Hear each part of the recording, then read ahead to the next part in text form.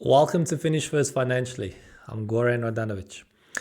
I've got another Reddit post. I'm going to read it and then I'm going to give my take on it. Obviously, not financial or investment advice. It says, my grandparents have a reverse mortgage and they don't understand. Neither do I. My grandparents purchased a brand new home in 2010. They paid for it in cash with the funds they'd made from the sale of the home they owned prior to this purchase. Fast forward a couple of years after they purchased and they fell on hard times. Because of this, and without any discussion with anyone else, they took out a reverse mortgage. They've been getting payments of around $1,600 a month for 10 years now on top of their social security.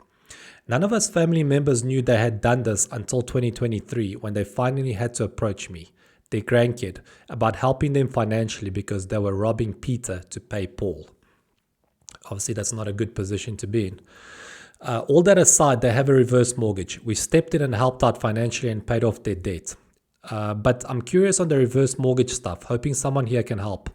I don't know how long this reverse mortgage thing lasts, and more importantly, what happens after the pot runs dry from said reverse mortgage. They've taken 2 loans out from said reverse mortgage since they took it out on top of receiving $1,600 monthly payments. My grandparents are in their late 80s. One has dementia, so getting answers to any of this is not doable. My grandfather took the reverse mortgage out and now he has dementia. So my grandmother is left with not understanding how this works. I once called the reverse mortgage company to get info with her on the line and was told they have 5 years left on the reverse mortgage. I didn't ask what happens after that, so hoping someone can explain to me here. This was in 2023. So now they've got 3 years left on this reverse mortgage. What happens then? Does anyone know? I'm heartbroken and they're confused, trying to help as much as I can. First step is to try and understand. Thank you. All right, so let me quickly talk about what a reverse mortgage is, and then I'm going to apply it to this answer. So a reverse mortgage is a loan that you take out from the bank and you're borrowing money against the equity in your home. You're using your home as collateral. And the bank can pay you either in a lump sum or monthly payments or a revolving line of credit. So in this case, his grandparents took out the monthly payments. And he says that they've got about 3 years left, so they're going to keep receiving money for the next 3 years, and then that's going to stop. And he wants to know what happens after that. Well, the way the bank reclaims their money is through the sale of the home, and that happens either when the borrower dies, moves out for longer than a year, or fails to pay his bills or sells the house. So a reverse mortgage, in order to qualify for it in the first place, you have to be 62 years or older. You have to own your home outright, so it has to be completely paid off, or have at least 50% equity in the home. And this is usually a loan that elderly people take out to cover their monthly expenses. And there's actually quite a lot of costs involved. And one of them is a mortgage insurance, which I'll talk about as well. So now, after his grandparents stop receiving the payments, they can still live in that house for the rest of their lives.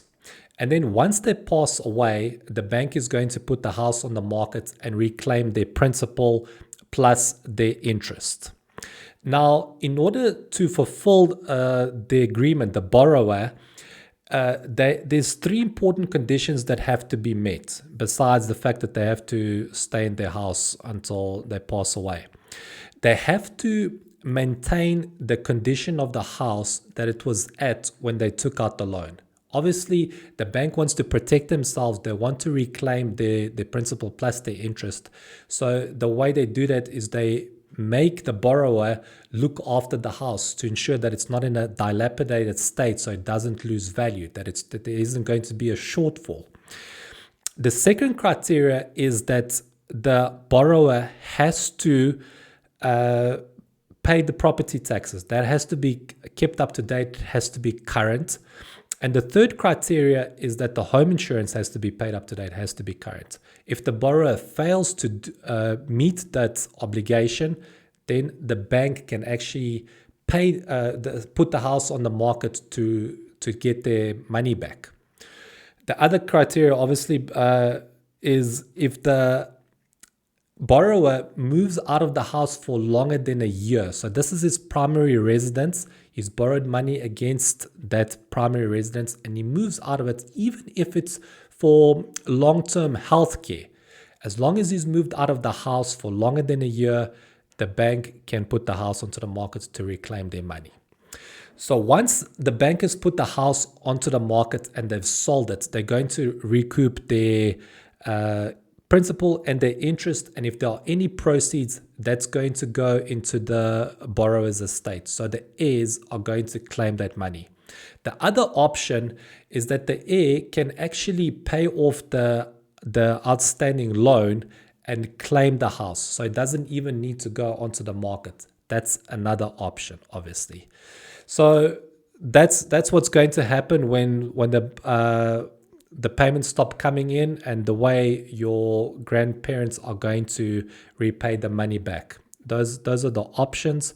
Obviously, just one thing that I want to mention is, let's say that there's a housing crisis for whatever reason, and the industry, the housing market just dips down, the market is bad, and the value of the house ends up being lower than what the outstanding balance is. What happens then? Even if you've fulfilled all those three criteria, you've kept the house in mint condition and you've paid the home insurance and the property taxes, the value has still gone down because of the industry. What happens then? Are you liable for the shortfall? The answer is no, because the mortgage insurance would have been part of the loan that has to be paid in order to maintain this loan. So that's part of one of the costs that I mentioned earlier on. You don't have to worry about that because the mortgage insurance covers that. So hopefully that answers your question so that you know what to expect and how this whole thing gets repaid and the different scenarios that can play out. And obviously those three important criteria: you have to maintain the condition of the house, you have to pay the property taxes and the home insurance. That's very important to ensure that the house is not going to be put on market. Obviously your parents are going to stay there for the rest of their lives, and then that's the process that's going to take place. I wish you all the best, and your grandparents.